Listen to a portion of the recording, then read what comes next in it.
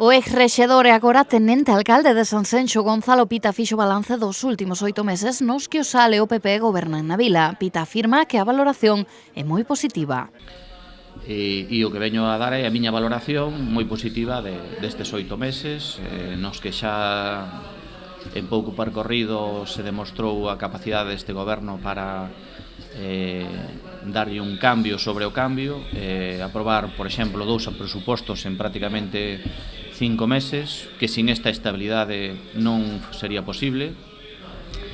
Evidentemente, se non se aprobaran estes presupostos, pois dificilmente puderamos aportar os cartos necesarios para optar á subvención do Pazo de Quintáns, dificilmente podríamos facer un convenio coa Xunta cofinanciándonos unha parte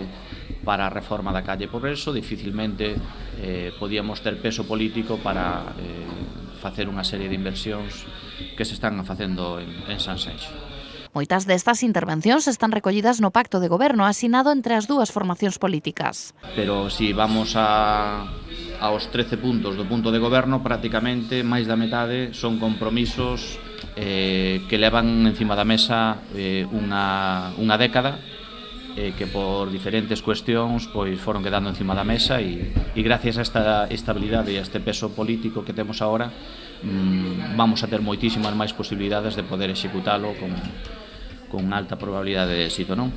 O independente tamén se referiu ao momento no que abandonou a alcaldía ao longo da súa comparecencia. Unha valoración a nivel personal, pois evidentemente tuvo un custo personal para min, evidentemente, o deixar o sillón da alcaldía, pero sempre tuve en claro que por encima dos intereses personales están os intereses xenerales e polo que acabo de explicar estou convencido de que fixen o mellor que tiña que puden haber feito para que Sanxenxo avance e que os veciños e veciñas de Sanxenxo,